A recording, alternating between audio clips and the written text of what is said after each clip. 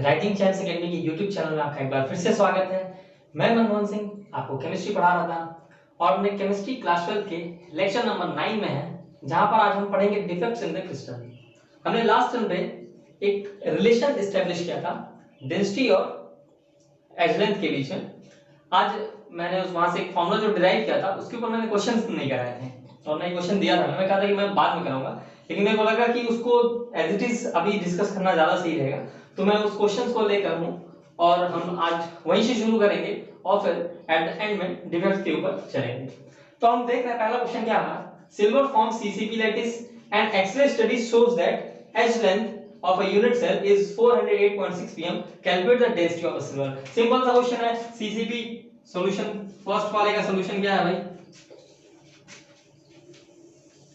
जो पहला वाला सॉल्यूशन है वो क्या है, कह रहा है कि पहले सिल्वर जो है Ag जो है वो आपका क्या है, CCP लैटिस बना रहा है। CCP लैटिस बना रहा है यानी कि FCC लैटिस है, FCC + CCP यानी कि Z की वैल्यू क्या हो जाएगी आपकी, Z की वैल्यू आपकी 4 हो जाएगी। चलिए भाई, क्योंकि नंबर ऑफ एटम पर Z is number of atom पर यूनिट सेल, हमें डेंसिटी निकालने के लिए फार्मूला क्या था, डेंसिटी निकालने के लिए फार्मूला था ρ बराबर Z * m upon a cube * n0 या NO का है, ठीक है।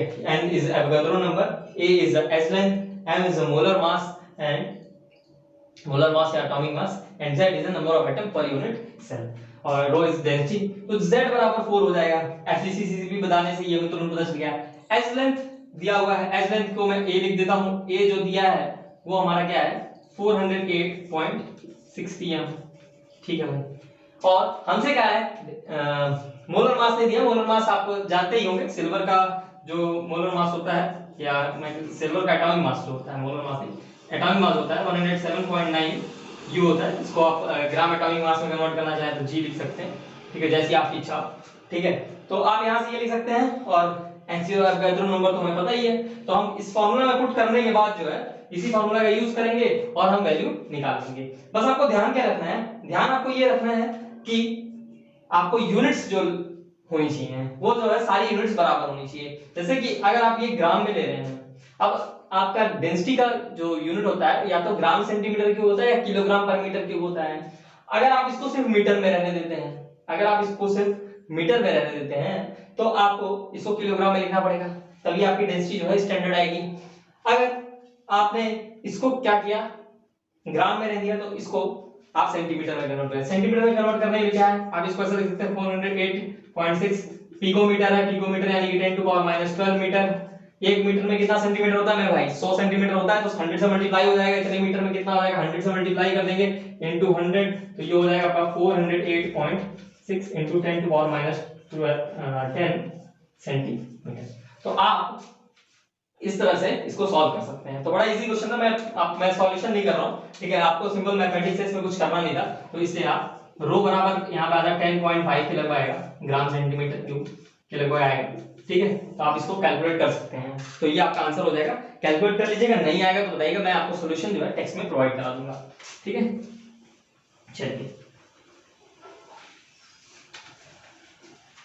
अब हम अपने नेक्स्ट क्वेश्चन को देखते हैं। नेक्स्ट क्वेश्चन क्या है, CSCl have a cubic structure, its density is 3.99 grams per centimeter cube. What is the distance between CS plus and Cl minus है, ठीक है। पहले कह रहा है कि CSCl have a cubic structure, ठीक है, चलिए कोई दिक्कत नहीं है। CSCl का क्या है, क्यूबिक स्ट्रक्चर। क्यूबिक स्ट्रक्चर यानी क्या है कि Cl माइनस जो आयंस होंगे वो सारे जो है क्या प्रेजेंट होंगे, वो सारे जो है कॉर्नर्स में प्रेजेंट होंगे।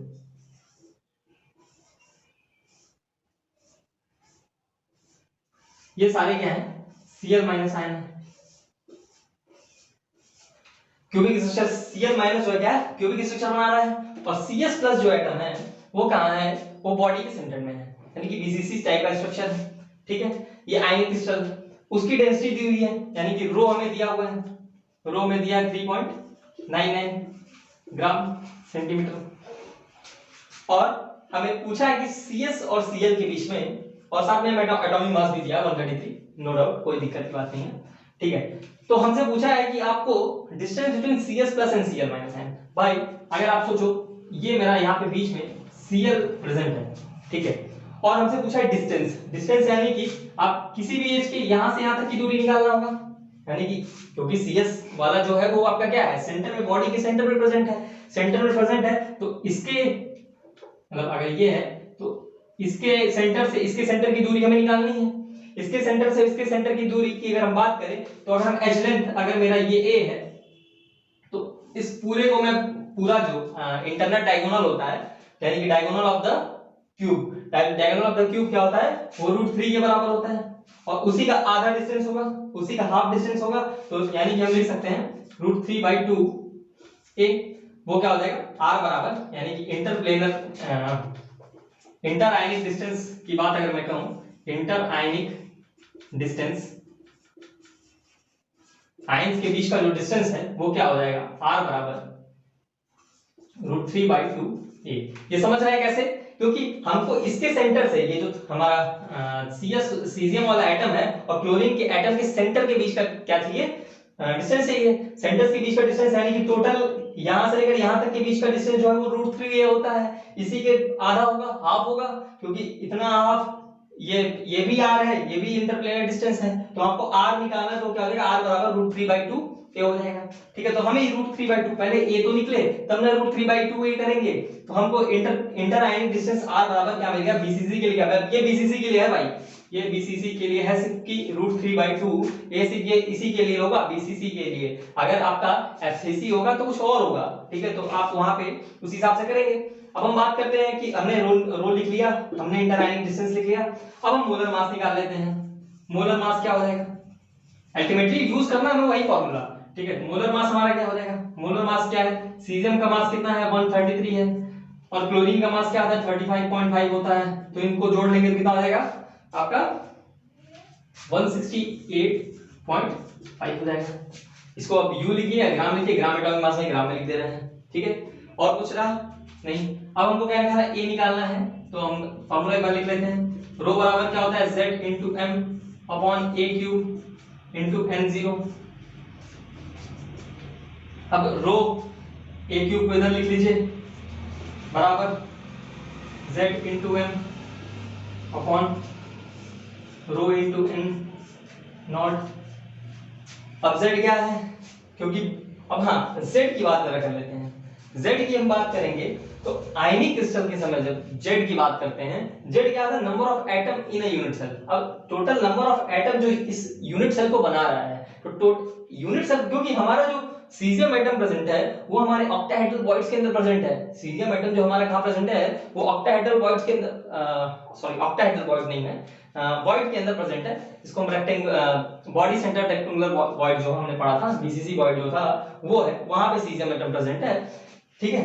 तो टोटल कंट्रीब्यूशन इस यूनिट सेल को बनाने में जो कंट्रीब्यूशन है वो सिर्फ कॉर्नर्स के एटम्स का है, और कॉर्नर्स के एटम का, एक एटम का कंट्रीब्यूशन 1/8 होता है, और टोटल है 8 एटम प्रेजेंट। तो total atom in making a unit cell, इस यूनिट सेल को बनाने में टोटल एटम का कंट्रीब्यूशन कितना है, 1 है, यानी कि z बराबर क्या हो जाएगा आपका 1 होगा इसके लिए। तो इसलिए ये क्वेश्चन बड़ा इंपॉर्टेंट था कि आपको ये देखना था कि बीसीसी के लिए क्या होता है, जब भी बीसीसी टाइप का स्ट्रक्चर बनता है तो z बराबर 1 लेते हैं हम, किसके लिए, आयनिक क्रिस्टल के लिए। हाँ, अगर यही चीज आपका सिर्फ एलिमेंट के लिए होता, क्योंकि एलिमेंट के अंदर तो आयंस प्रेजेंट नहीं है, वहां पे ऑक्टाहेड्रल बॉइड्स के अंदर तो रहेंगे नहीं, सॉरी ऑक्टाहेड्रल बॉइड्स नहीं, वहां पे बॉइड्स के अंदर तो कोई प्रेजेंट होगा ही नहीं, तो वहां पे मैं कोई टेंशन की बात नहीं है, वहां z बराबर 2 लिखेंगे, ठीक है। लेकिन फार्मूला यूनिट्स की जो बात कर रहे हैं यहाँ पे z बराबर 1 हो जाएगा। z बराबर 1 हो जाएगा तो हम इसको 1 इंटू मोलर मास कितना है हमारा 168.5 अपॉन रो की वैल्यू कितनी है 3.99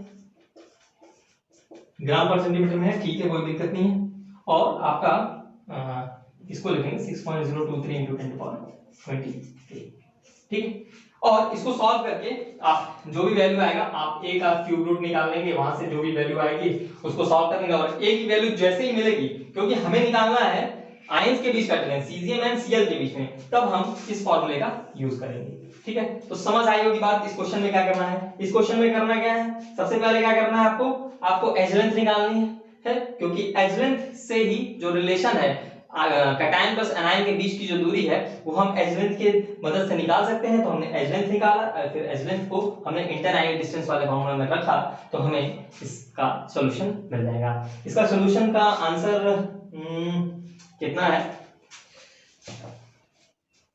इसका आंसर आएगा आपका इसका आंसर आएगा टोटल इंटर आयनिक डिस्टेंस की बात करें, आंसर इसका आएगा 367 पिकोमीटर के लगभग आएगा।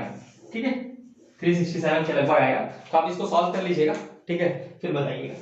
ठीक है, चलिए अब हम लोग नेक्स्ट बढ़ते हैं डिफेक्ट्स की तरफ। चलिए अब हम लोग बात करते हैं डिफेक्ट्स की।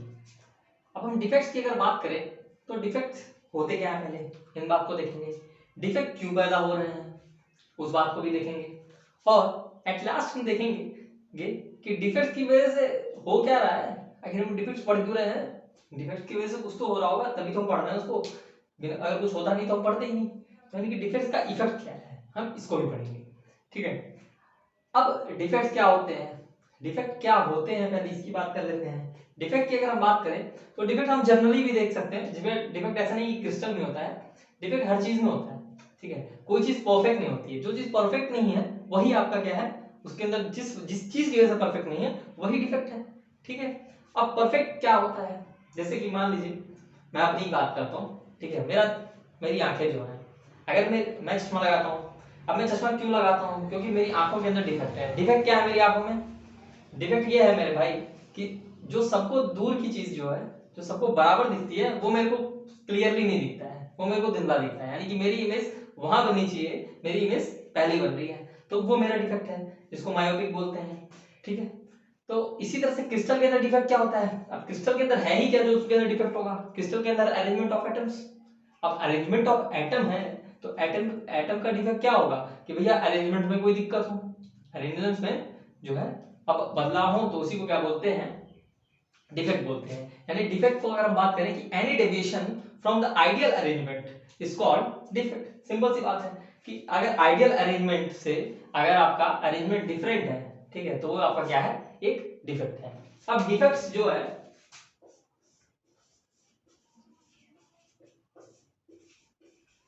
Any deviation from ideal arrangement of atoms are called defect। चलिए भाई, ये बात तो मैंने आपके लिए बता दी कि आपको कोई आइडियल अरेंजमेंट, आइडियली जो चीज होनी चाहिए थी उससे जो है डेविएट कर जाए तो उसको हम क्या बोलते हैं, उसको हम बोलते हैं कि वो क्या है, डिफेक्ट है। चलिए वो बात हो गई हमारी कि डिफेक्ट की बात हो गई। अब हम बात करते हैं,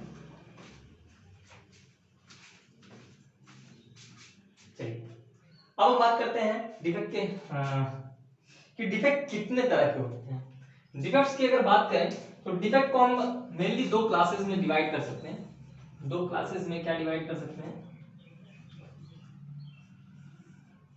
डिफेक्ट को दो क्लासेस में डिवाइड कर सकते हैं। एक होते हैं पॉइंट डिफेक्ट्स और एक होता है लाइन डिफेक्ट्स। इसमें हमें मेरा मेन फोकस पॉइंट डिफेक्ट है। लाइन डिफेक्ट जो है वो आपके हायर स्टडीज के लिए है, यानी कि आप जब अपने बैचलर या मास्टर्स में जाएंगे तब आप लाइन डिफेक्ट पढ़ते हैं। ठीक है, लाइन डिफेक्ट दो तरह की होती हैं, एक होता है एज डिसलोकेशन और एक होता है स्क्रू डिसलोकेशन।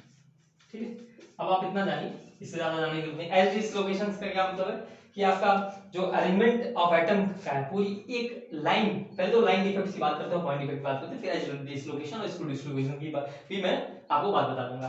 पॉइंट डिफेक्ट क्या होता है, अब क्योंकि हमने शुरू में ही जब पढ़ा था क्रिस्टल स्ट्रक्चर तो हमने कहा था कि एटम को हम पॉइंट के रूप में डिनोट करेंगे, जो भी एटम होगा हम उसको पॉइंट के रूप में डिनोट करेंगे।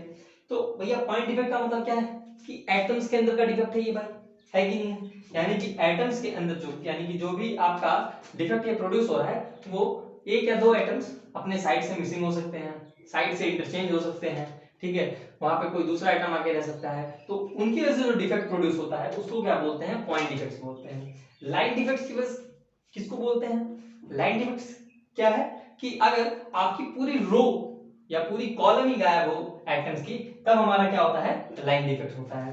ठीक है, तो आप समझ पा रहे होंगे कि लाइन डिफेक्ट क्या है। लाइन डिफेक्ट क्या है कि मान लीजिए आपका ये प्लेन था, ठीक है, अब आप इस बीच का एक रो हटा दो, बीच की एक रो हटा दो और यहाँ पे कुछ और कर दो, तो मतलब कि कुछ दूसरा, मैं ये नहीं कहूँगा हटा दीजिए, आप वहां पे कोई दूसरा बड़ा आइटम लगा दीजिए, तो कुछ ऐसा हो जाएगा कि नहीं हो जाएगा, थोड़ा ऊपर थोड़ा नीचे हो जाएगा कि नहीं हो जाएगा। तो ये जो डिसबैलेंस आ जाएगा, ठीक है, जो ऊपर नीचे हो जाएगा, ठीक है, यानी कि कुछ बड़ा क्या छोटा तो बराबर नहीं रहेगा, वही क्या है आपका लाइन डिफेक्ट, कि आपकी सर्टेन रो जो है पूरी क्या हो जाए, डिसलोकेट हो जाए। पॉइंट डिफेक्ट की बात करते हैं। पॉइंट डिफेक्ट को हम तीन भाग में और डिवाइड किए हैं। पॉइंट डिफेक्ट को तीन पार्ट्स में क्या डिवाइड किए हैं। पहला है कि जो आपका स्टोइकियोमेट्री में कोई चेंज ना आए, स्टोइकियोमेट्री डिफेक्ट्स, यानी कि जो आपके स्टोइकियोमेट्री को चेंज ना करे उसको हम क्या बोलते हैं, स्टोइकियोमेट्री डिफेक्ट्स। फिर हम दूसरी बात करते हैं नॉन स्टोइकियोमेट्रिक डिफेक्ट,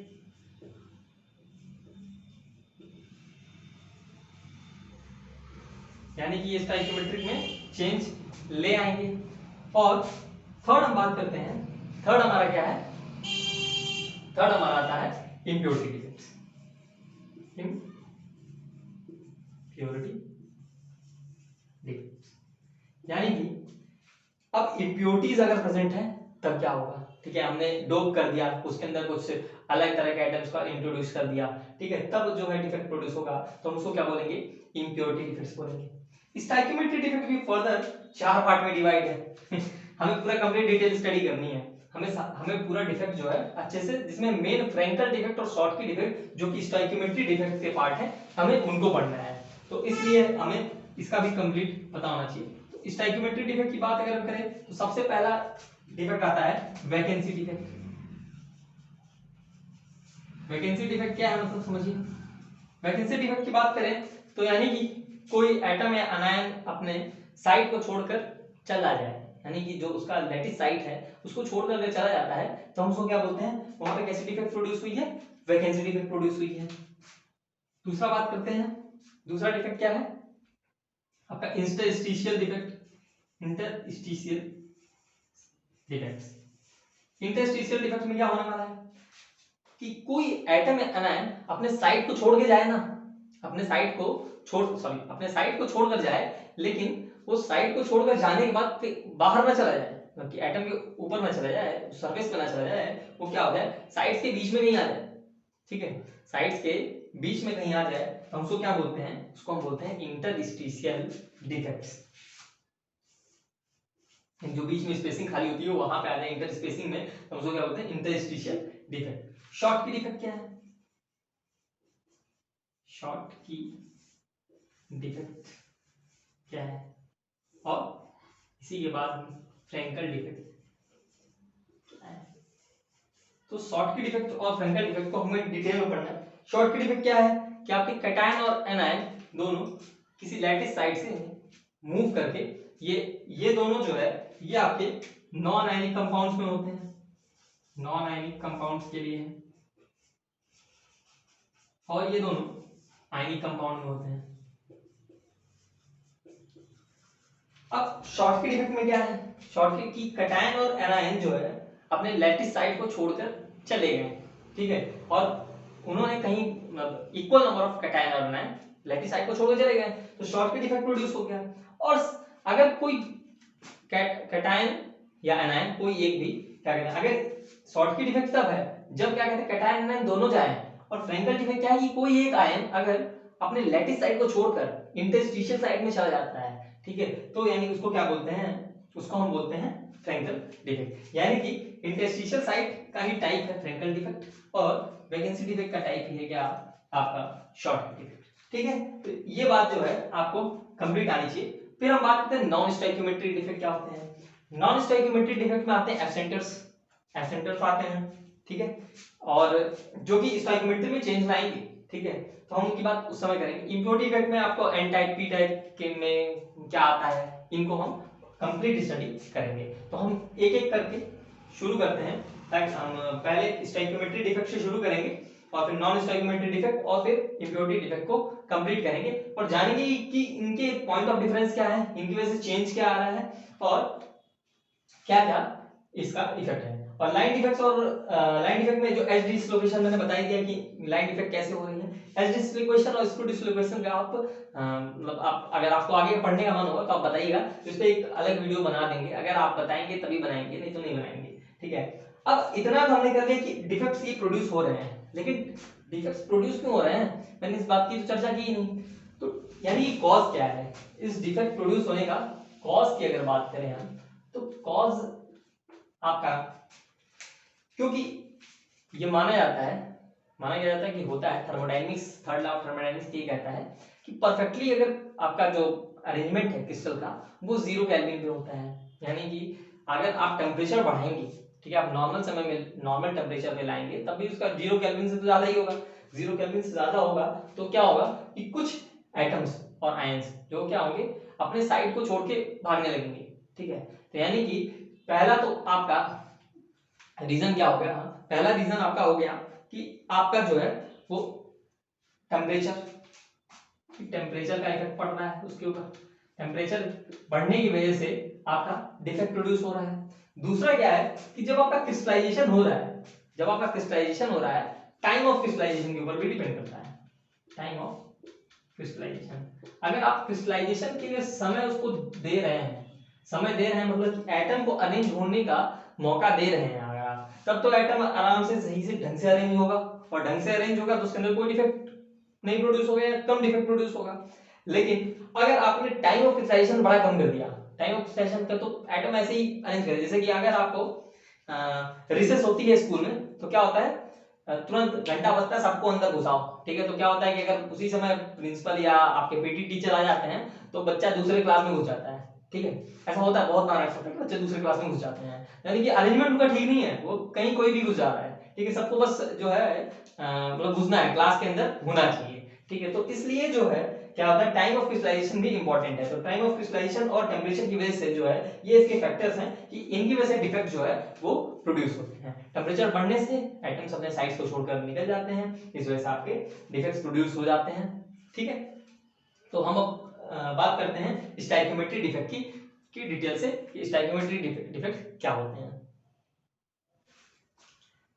चलिए अब हम लोग बात करते हैं स्टोइकियोमेट्री डिफेक्ट की। स्टोइकियोमेट्री डिफेक्ट क्या है? स्टोइकियोमेट्री डिफेक्ट की अगर हम बात कर रहे हैं तो यानी कि ऐसे डिफेक्ट्स, ऐसे इंपरफेक्शंस जो प्रोड्यूस हो रहे हैं जिनकी वजह से कैटायंस और एनायंस के रेशियो में चेंज नहीं हो रहा है, यानी कि जो आयंस प्रेजेंट हैं उनका रेशियो नहीं चेंज हो रहा है।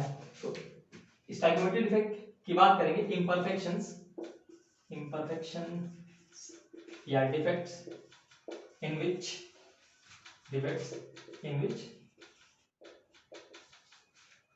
the ratio of cation and anion are not changed. Such defects are called stoichiometry defect. चलिए उन्हें स्टोइकियोमेट्री डिफेक्ट बोला जाएगा, यानी कि ऐसे डिफेक्ट्स जो कि क्या ना चेंज कर रहे हो, रेशियो ऑफ कैटायन और एनायन का रेशियो चेंज ना कर रहे हो, उनको हम क्या बोलेंगे, उनको हम बोलेंगे स्टोइकियोमेट्री डिफेक्ट। अब स्टोइकियोमेट्री डिफेक्ट का टाइप क्या था? Vacancy defect, interstitial defect, short की डिफेक्ट एंड फ्रैंकल डिफेक्ट। तो हम बात करते हैं सबसे पहले वैकेंसी डिफेक्ट की। Vacancy defect.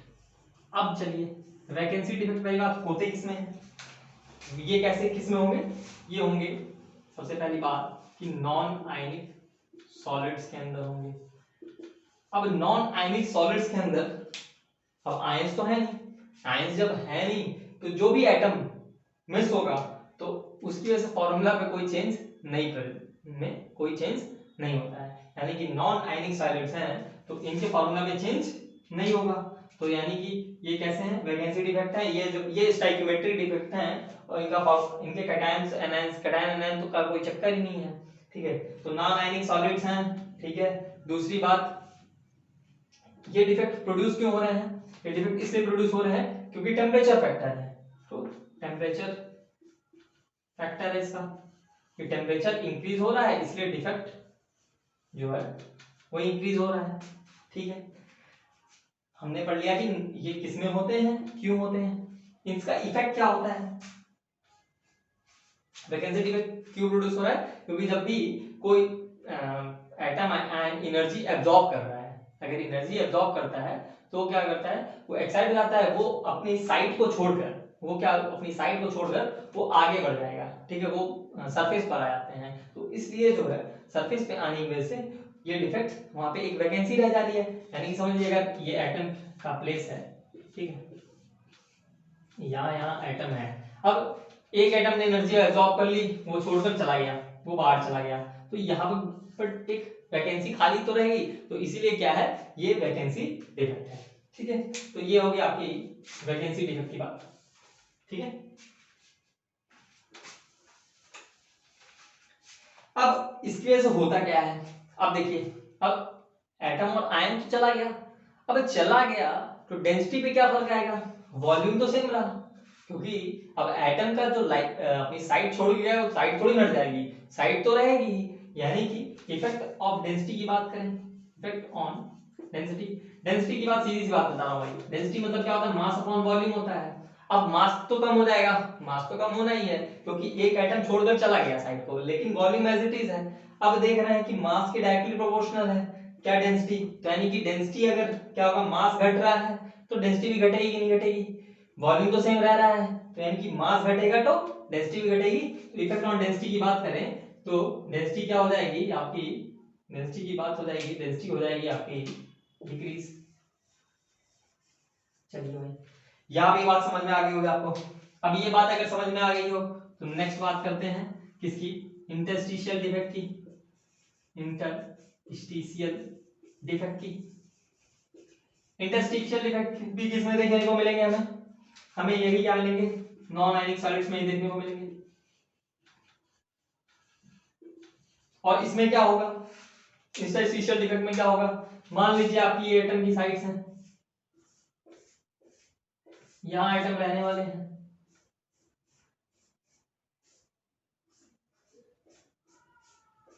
यहाँ एटम रहने वाले हैं। अब किसी एक एटम का मन किया कि नहीं हम यहाँ नहीं रहेंगे, तो यहाँ नहीं रहेंगे तो क्या होगा, यहाँ पे आपकी एक खाली जगह रह जाएगी, खाली जगह, और ये छोड़कर ये कहाँ आ गए, मान लीजिए बीच में आ गए।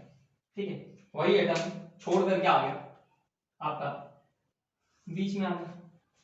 अब क्या हुआ, यही एटम छोड़कर अगर बीच में आ गया तो नॉन आयनिक सॉलिड्स हैं भाई हमारे, और इसका फैक्टर कौन सा है, पहले फैक्टर बात कर लेते हैं। इसका भी फैक्टर क्या होगा, टेम्परेचर ही होगा, टेम्परेचर बढ़ेगा तो ये रीअरेंजमेंट चालू हो जाती है, टेम्परेचर ही होगा। ठीक है, टेम्परेचर बढ़ेगा तो डिफेक्ट भी बढ़ेगा। ठीक है, इसीलिए इन सबको क्या बोलते हैं, थर्मोडायनेमिक डिफेक्ट भी बोलते हैं। ठीक है, तो यानी क्या हुआ, इसमें इंटरस्टिशियल डिफेक्ट में एटम या आयन अपनी लैटिस साइड को छोड़कर कहां आ गया, अपने इंटरस्टिशियल साइड में आ गया, यानी कि जो एटम या आयन था वो क्या हुआ, वो अपनी लैटिस साइड को छोड़कर इंटरस्टिशियल साइड में आ गया है, इसलिए डिफेक्ट प्रोड्यूस हो रहा है। तो डेंसिटी की बात करते हैं, इफेक्ट ऑन डेंसिटी। अब देखिए मास तो नहीं चेंज हो रहा है, लेकिन क्योंकि आप वहां से वो एटम हट गया है, ठीक है, तो थोड़ा सा वॉल्यूम में भी कंप्रेशन आएगा। ठीक है, यहाँ पे वॉल्यूम में कंप्रेशन आएगा, लेकिन यहाँ पे मास में ज्यादा कंप्रेशन था, वॉल्यूम में थोड़ा कंप्रेशन था, और मास में यहाँ पे बिल्कुल नहीं चेंज हो रहा है, तो इसलिए वॉल्यूम जो है यहाँ पे क्या हो रहा है, घट रहा है, और इनवर्सली प्रोपोर्शनल है, तो डेंसिटी क्या होगा, इसकी वजह से डेंसिटी क्या होती है, वो डेंसिटी हो जाती है इंक्रीज, क्योंकि भैया इनवर्सली प्रोपोर्शनल है, वॉल्यूम थोड़ा सा भी घटा तो डेंसिटी बढ़ जाएगी खट से, तो हो गया। ये बात तो सही है, ठीक है, ये बात तो आपको समझ में आ गई होगी। ये बात अगर समझ में आ गई होगी तो फिर हम लोग अपने नेक्स्ट डिफेक्ट की तरफ चलते हैं, जो कि हमारा क्या है, नेक्स्ट डिफेक्ट है हमारा शॉर्ट की डिफेक्ट। नेक्स्ट डिफेक्ट क्या है हमारा, शॉर्ट की डिफेक्ट है। तो शॉर्ट की डिफेक्ट को देखते हैं जरा, 3 नंबर, शॉर्ट की डिफेक्ट। शॉर्ट की डिफेक्ट और फ्रैंकल डिफेक्ट लगभग एग्जाम में पूछा जाता है, और ये अगर आप आगे भी पढ़ेंगे तो शॉर्ट की डिफेक्ट, फ्रैंकल डिफेक्ट का नाम आप हमेशा सुनते रहेंगे, इसके बिना काम ही नहीं चलता, पता नहीं क्यों। ठीक है, आयनिक सॉलिड्स का है ना, तो ये किस में देखने को मिलेंगे, ये आपके आयनिक सॉलिड्स में देखने को मिलेंगे, आयनिक सॉलिड्स में। रीजन क्या है इसके लिए भी, इसके लिए भी रीजन टेम्परेचर है और टाइम ऑफ क्रिस्टलाइजेशन की बात कर सकते हैं। और टाइम ऑफ क्रिस्टल जब बन रहा था तब आपने उसको कितना समय दिया, ठीक है, तो टाइम ऑफ क्रिस्टलाइजेशन की बात भी होगी, ठीक है। इसके फैक्टर्स जो क्या कर रहे हैं आपको ये बताएंगे कि किनकी वजह से ये डिफेक्ट आ रहा है, ठीक है। नेक्स्ट बात करते हैं, ये डेंसिटी के ऊपर क्या फर्क करेंगे, effect on density.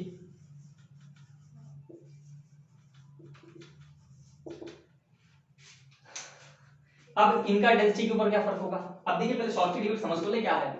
Shortcut effect क्या है कि अगर कैटायंस और anions equal number of cations है एनायंस आपके क्या होंगे, लैटिस साइड से मिस होंगे। यानी कि अगर इसके लिए एडिशनल बात क्या है कि equal number of cation and anions are missing from lattice sides, ठीक है।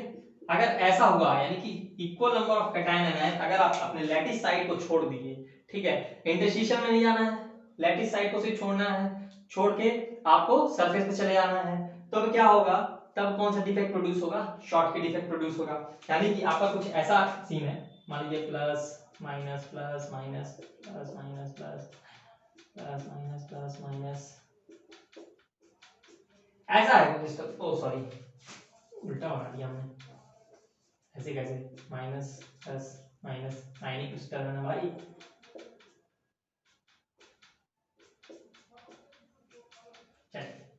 ठीक है। अब ऐसा है, अब इसमें से क्या हुआ, किसी दो का मन किया, इस प्लस का मन किया कि हम भाग जाएं, और ये इसका माइनस का मन किया हम भाग गए, ठीक है। तो भागने से हुआ क्या, भागने से हुआ क्या, भागने से हुआ क्या कि यहाँ पे वैकेंसी प्रोड्यूस हो गई, तो एक तरह का वैकेंसी डिफेक्ट है कि नहीं है, है कि नहीं है, shortcut defect is a vacancy defect, ठीक है भाई, समझ में आ गई बात की। शॉर्टकट डिफेक्ट क्या है, वैकेंसी डिफेक्ट है, क्योंकि एटम और आयन जो है अपने साइड को छोड़ के भाग गए हैं, रुके नहीं है, कहीं भाग गए हैं, एटम से बाहर भाग, मतलब जो आपका क्रिस्टल है उससे बाहर भाग गए हैं, तो इसलिए क्या हो गया ये आपका कैसा हो गया, शॉर्टकट डिफेक्ट एक तरह का क्या है, वैकेंसी डिफेक्ट है। अब इसकी वजह से डेंसिटी पे क्या फर्क पड़ा, दो एटम चले गए, एक कैटायन एक एनायन जो है वो चला गया, तो यानी मास कम हो जाएगा, मास कम हो गया तो यानी डेंसिटी भी क्या हो जाएगी, कम हो जाएगी, तो यानी कि डिक्रीज इन डेंसिटी। शॉर्ट की इफेक्ट की वजह से, शॉर्ट की डिफेक्ट की वजह से क्या होता है, डेंसिटी क्या हो जाती है, डिक्रीज हो जाती है।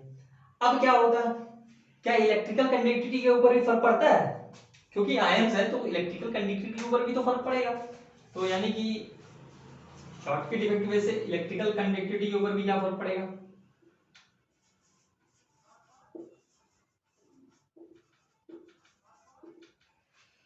शॉर्ट की डिफेक्ट की वजह से इलेक्ट्रिकल कंडक्टिविटी के ऊपर क्या डिफेक्ट इफेक्ट पड़ेगा, जरा सा इसको सोचिए। इसकी वजह से इलेक्ट्रिकल कंडक्टिविटी के ऊपर डिफेक्ट इफेक्ट क्या पड़ेगा कि आपके जो एटम आयंस है वो क्या है, वो कम हो गए, अब आयंस कम हो गए तो इसलिए उनका मूवमेंट भी कम हो जाएगा, तो यानी कि इलेक्ट्रिकल कंडक्टिविटी भी क्या हो जाएगी, थोड़ी सी आपकी डिक्रीज हो जाएगी, ये भी आपकी क्या होगी, डिक्रीज हो गई, ठीक है। नेक्स्ट बात करते हैं फ्रैंकल डिफेक्ट की।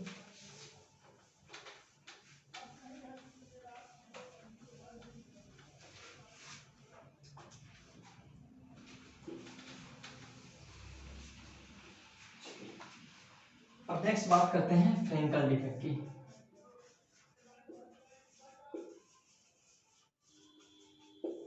अब फ्रैंकल डिफेक्ट क्या है, अब देखिए जैसे शॉर्ट के डिफेक्ट में क्या था कि कैटायन और एनायन जो है इक्वल नंबर के, यानी कि दोनों अगर एक कैटायन जा रहा है तो एक एनायन भी जाएगा, ठीक है, तब क्या होगा, शॉर्ट के डिफेक्ट होगा। फ्रैंकल डिफेक्ट क्या है कि आपके कैटायन या एनायन कोई भी, ठीक है, कैटायन भी हो सकता है एनायन भी, अगर वो अपने साइट को छोड़ दे, बस उसको क्या करना है, अपने घर को छोड़ना है, वो कहीं जाके रोड पे रहना है, ठीक है, अगर वो साइट को छोड़कर इंटरस्टिशियल साइट के बीच में आ जाता है, ठीक है, तो वो क्या होते हैं, उस तरह के डिफेक्ट को क्या बोलते हैं, फ्रैंकल डिफेक्ट। यानी फ्रैंकल डिफेक्ट किस तरह के डिफेक्ट बोलते हैं, if an ion is missing from lattice sides and occupies interstitials, ठीक। तो यानी कि कोई आइटम है आयन अपने लैटिस साइड को छोड़कर इंटरस्टिशियल साइड के बीच में आ गया तो वो क्या होगा, फ्रैंकल डिफेक्ट हो गया। यही काम तो आपका इंटरस्टिशियल डिफेक्ट में भी हो रहा था, तो यहाँ पे क्या अंतर हुआ जरा सोचिए। यानी कि फ्रैंकल डिफेक्ट भी किस तरह का टाइप का है, ये एक तरह का, ये क्या है, इंटरस्टिशियल डिफेक्ट है, डिफेक्ट है। चलिए ये भी क्या है, एक तरह का, ये भी एक तरह का क्या है आपका इंटरस्टिशियल डिफेक्ट है। चलिए ये भी एक तरह का क्या है, इंटरस्टिशियल डिफेक्ट है। अब इंटरस्टिशियल डिफेक्ट तो हमने देख लिया, ठीक है। अब ये फ्रैंकल डिफेक्ट कैसे हो रहा है इसको भी जरा देख लेते हैं। मान लीजिए आपका ये आयनिक क्रिस्टल है भैया, plus minus plus minus minus plus plus,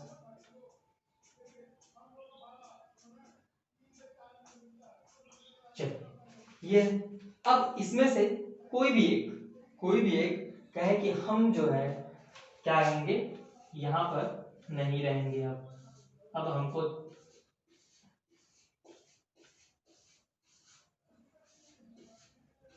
अब हम यहाँ रहने वाले नहीं है।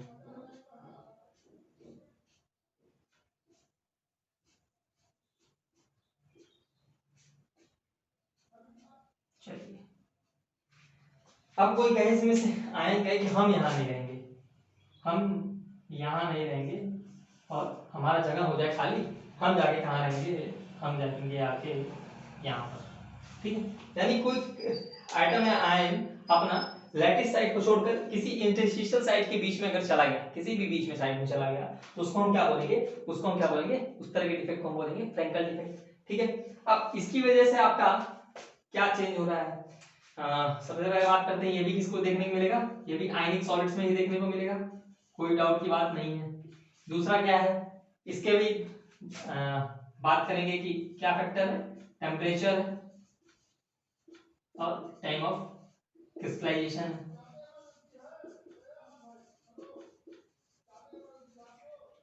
और डेंसिटी का क्या फर्क पड़ता है, डेंसिटी के ऊपर जरा देखते हैं क्या फर्क है, डेंसिटी का क्या फर्क पड़ रहा है। अब देखिए मास तो कम नहीं हो रहा है, कोई एटम कंप्लीटली बाहर नहीं जा रहा है, तो मास का कोई फर्क नहीं पड़ रहा है। वॉल्यूम में क्या है, वॉल्यूम थोड़ा सा, अगर इस तरह के बहुत सारे डिफेक्ट प्रोड्यूस हो जाएंगे तो वॉल्यूम में थोड़ा सा तो श्रिंक आ जाएगा, तो वॉल्यूम कम हो जाएगा, यानी इसका डेंसिटी क्या हो जाएगा, इसका डेंसिटी हो जाएगा आपका इंक्रीज, इसकी डेंसिटी क्या हो जाएगी, इंक्रीज हो जाएगी। यानी फ्रैंकल डिफेक्ट की वजह से क्या होता है, डेंसिटी इंक्रीज होती है और शॉर्ट के डिफेक्ट की वजह से डेंसिटी क्या होती है, डिक्रीज होती है। तो ये सवाल अक्सर आता है कि किसकी वजह से डेंसिटी डिक्रीज होती है, शॉर्ट की डिफेक्ट की वजह से कि फ्रैंकल डिफेक्ट की वजह से। तो अगर आपको डिफेक्ट याद है, ठीक है, और ये फ्रैंकल डिफेक्ट और शॉर्ट की डिफेक्ट इतना इंपॉर्टेंट कि हर मतलब दूसरे साल इससे कोई ना कोई पॉइंट ऑफ डिफरेंस जरूर पूछ लेता है, ठीक है। आपको डिफरेंस बिटवीन में पूछ लेगा कि आप बताओ फ्रैंकल डिफेक्ट और शॉर्ट की डिफेक्ट में डिफरेंस क्या है, तो आप डिफरेंस सबसे पहला तो डेफिनेशन होगी इनकी डिफरेंस, ठीक है। डेफिनेशन क्या है कि इसमें कैटायन आयन दोनों मिस होते हैं, इसमें सिर्फ जो है आपके आयन, एक आयन या दो आयन जो है, जो भी है कैटायन आयन जो भी है, कोई भी जो है अपने साइड को छोड़कर कोई जाएगा नहीं, वो वहीं पे रहेगा, तो इलेक्ट्रिकल न्यूट्रलिटी भी मेंटेन होगी। अच्छा हाँ, इलेक्ट्रिकल न्यूट्रलिटी की तो हमने बात ही नहीं की किसी में भी, क्या इसके अंदर इलेक्ट्रिकल न्यूट्रलिटी मेंटेन है, बिल्कुल मेंटेन है भाई, क्योंकि कोई एटम आयन मिस नहीं है, जितने नंबर ऑफ कैटायन है उतने नंबर ऑफ आयन्स है। इसमें भी सेम वही बात है, जितने कैटायन गए हैं उतने ही आयन्स गए हैं, तो इसमें भी बात जो है आपकी क्या है, दोनों इलेक्ट्रिकल न्यूट्रलिटी भी जो है आपकी मेंटेन है, ठीक है। तो यहां से आप बात करेंगे, मैं एक पॉइंट और ऐड कर देता हूं, इलेक्ट्रिकली न्यूट्रल लेंगे,